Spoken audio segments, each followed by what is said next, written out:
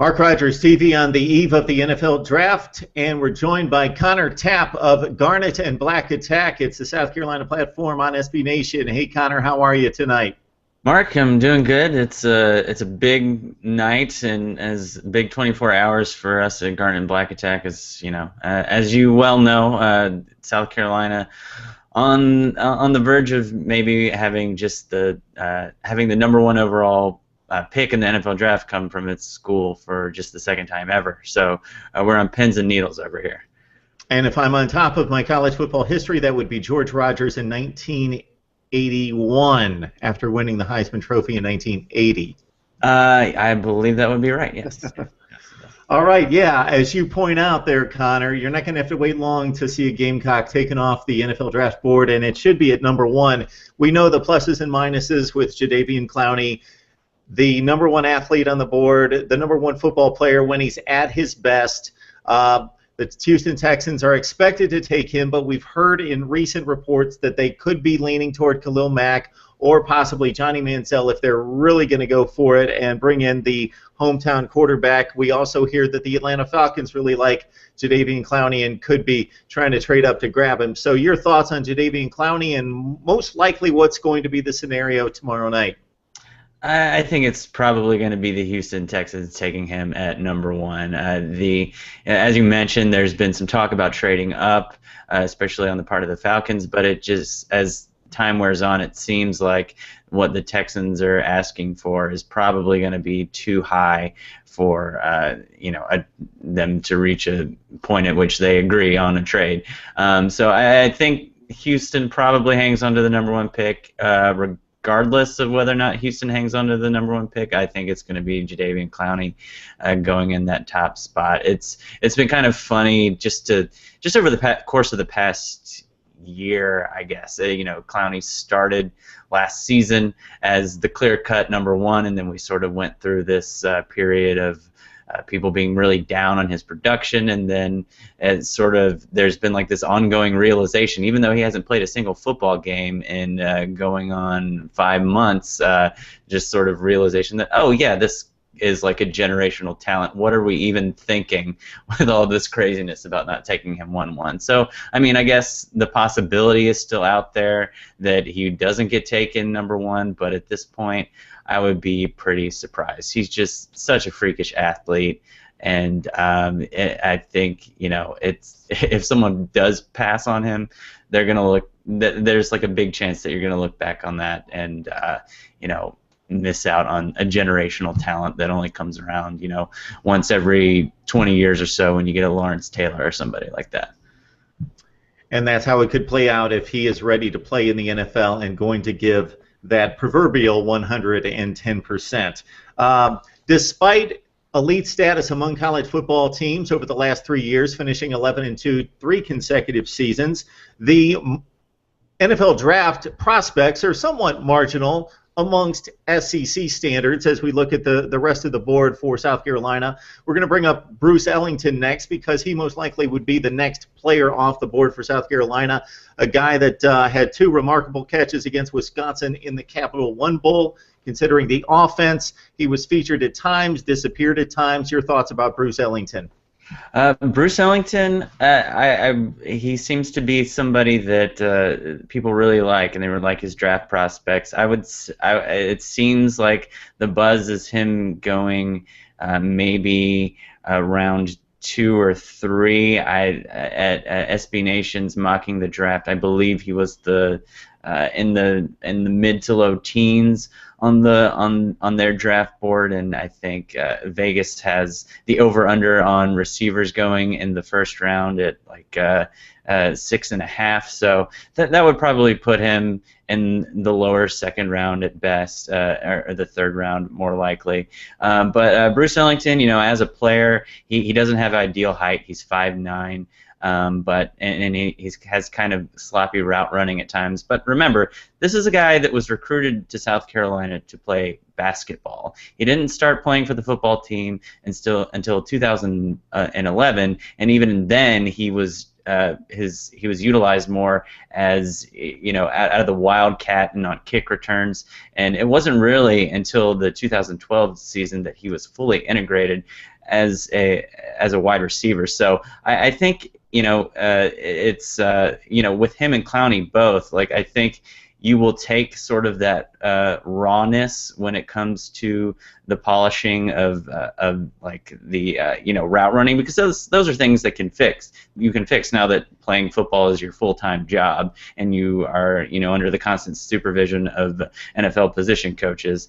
But the talent, I think, is there. The height with Ellington may not be quite where you would like it to be, but he's a tremendous athlete, has great hands. You mentioned that catch in the Wisconsin game. He has just a remarkable ability to adjust to the ball and really good short area quickness. He wasn't really thought of as a particularly like a burner as a runner for South Carolina, but he posted some pretty good times at the NFL Combine. I believe officially came in around somewhere a 4.45. So Ellington, and you're thinking second or third round, sort of a slot receiver type of guy in the NFL. Clowney stepped onto campus day one, had the spotlight on him. It never left, was on him for various reasons this past junior season. As a sophomore, he blew up in regards to statistics, like 23 tackles for loss, 13, 14 sacks, something like that. Defense is focused on Clowney more and more last season. There was questions about his effort on the other side at defensive tackle and also defensive end. Opposite him, you had Chaz Sutton, who was a captain, 5 years in the program, 8.5 tackles for loss, 3.5 sacks. Also Kelcey Quarles, who projects, from what I understand, to be a better pro at this point, inside 9.5 sacks last season, 13.5 tackles for loss. So what you're hearing about Kelcey Quarles and Chaz Sutton, those other defensive linemen for South Carolina? Chaz Sutton is a guy who at this point is sort of marginal as to whether or not he'll end up getting drafted. I think he's a guy that at the very least will catch on as an undrafted free agent. Whether or not he ends up making an NFL roster, I don't know. His production in 2013 was certainly disappointing. We came into the season sort of thinking that, with all the attention that was given to Jadeveon Clowney, that Sutton would step in and fill the shoes of Devin Taylor, who left the year prior, and really not miss a beat. But Sutton's production was really quite disappointing. Kelcey Quarles, on the other hand, had a fantastic year. Ended up making a few All-America teams. Led the SEC in sacks. I think Michael Sam might have overtaken him with that extra game that Missouri got to play in the SEC championship game. But heading out of the final game of the regular season, he was 1 or 2 with about 11 sacks, which for a defensive tackle is just absolutely insane. I'm sorry, 11 is wrong. I think 9.5, somewhere in that range. But anyway, Kelcey Quarles, he left a year early. He's a big guy. He's about 300 pounds. He's pretty quick off the ball. Jadeveon Clowney. Watching the games, Kelcey Quarles is not usually the first one off the ball because Jadeveon Clowney is just so unbelievably quick. He seems to know the snap cadence better than the center at times with the way he gets off the ball. But Kelcey Quarles is very good at that too. He's a very strong guy, and really not any glaring negatives in what he's able to do. He was out of the game a little bit at points this season because of some minor suspension issues that weren't really a big deal. And then another thing with Quarles and with Victor Hampton, who I'm sure we'll talk about in a minute, is that they kind of got into this weird run-in with the law in New York when they were up there for this Kings for a Day photo shoot with ESPN. They ended up getting involved in some altercation in a New York nightclub. They ended up being cleared of any wrongdoing in the situation, but it's just one of those sort of clouds that hangs over you as you enter the NFL draft that you just really don't want to have. And Kelcey Quarles, though, in particular, has really never had those kind of issues before at South Carolina, and so I would be surprised if it affects him at all. So I'm thinking he's probably going to go. After Jadeveon Clowney, it's kind of a big drop-off and kind of becomes a crapshoot as to who's going to be the next Gamecock taken. Probably, my guess would be one of either Ellington or Quarles in the second or third round. Okay, during some of our discussions during the off-season, Connor, you've alluded to the sparsity of the defensive backfield coming into 2014. And you pick up two great recruits. They come in August, two top 10 to 15 cornerbacks. They will have to most likely replace, possibly, depending on how well they play in August and what they show the coaches, Jimmy Legree, and most notably Victor Hampton, who you just mentioned. The last service I saw had Hampton rated as the 12th rated cornerback in the country coming into the NFL draft. Yeah, I mean, Hampton's a talented guy. There's no getting around it. He maybe doesn't have the height that you want to see from a cornerback at 5'9", and his 40 time at the NFL Combine was really disappointing. But he seems to have good football speed. When you put on the pads, he seems to be a bit quicker than I guess when he's like in the track gear. But he served as a kickoff return guy for South Carolina before Bruce Ellington actually ended up taking over more of that role. So he's a very sort of instinctive, aggressive player. He's a big. He likes to come up and make the big hit, sometimes to his detriment, particularly early in the 2013 season. He drew the ire of Steve Spurrier for sort of jumping on some routes that he ought not to have jumped on, and South Carolina ended up getting burned as a result. Sort of that infamous Kentucky game that South Carolina just escaped from with a 7-point win that Jadeveon Clowney sat out of. Victor Hampton sort of had this really big play where he jumped a pass and just totally bailed on his responsibility because he thought he knew what the quarterback was doing, and he guessed wrong and gave up a touchdown. So, but a very tough physical player, has a lot of talent, a little bit undersized, but a lot of upside, I think, at the next level. All right, Connor, we'll get to your namesake here. Connor Shaw, all-time winningest quarterback at South Carolina, and this is where we often see the separation between the college productivity, the star quality in college, versus what the NFL scouts are projecting to transcend and move and transition, I should say, to the next level. Mm-hmm. So you see guys like Jimmy Garoppolo, you see guys like David Fales at San Jose State, who didn't accomplish anything close to what Connor Shaw accomplished in the SEC, being rated as much better prospects. Connor Shaw, dual threat quarterback, as I mentioned, all-time winningest quarterback in the school.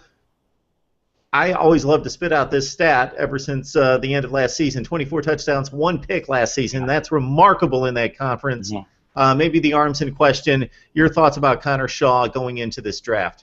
Yeah, it's going to be interesting. He's, it's been said that some teams are looking at him as early as 4, and the other people are saying, he might not get drafted. And it's an interesting case because he's a smaller guy with not quite as strong of an arm, but we've sort of seen some quarterbacks that kind of fit that mold start to have some more success in the NFL. And I don't know. It'll be fascinating to me to see because he's certainly not, by any means a prototypical NFL-style quarterback, although we're seeing the definition of that start to evolve with guys like Russell Wilson and so forth. But even in that regard, he's not quite as talented as someone like that. So it's sort of interesting. He's a real fast guy, had the second fastest time for a quarterback at the NFL Combine a few months ago, and is a guy that really, he's not just fast for a quarterback, he can pull away from defensive backs. It's quite remarkable.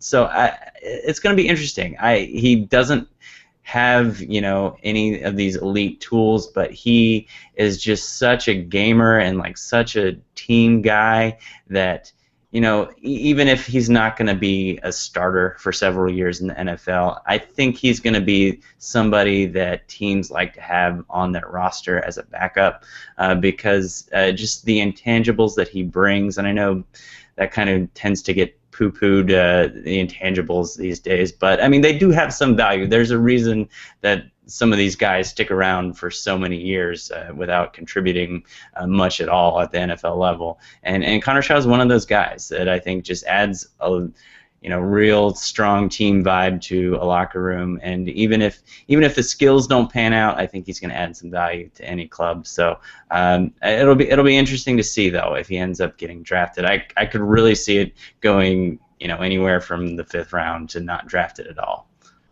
And in no way do we make comparisons between Connor Shaw and Tom Brady. But if we go back to 1999 at this time, we could make comparisons not as players, not in terms of style of play, but in terms of rankings of players. We could make a comparison between Connor Shaw and Tom Brady, who was drafted, of course, famously at number 199 in the 6th round.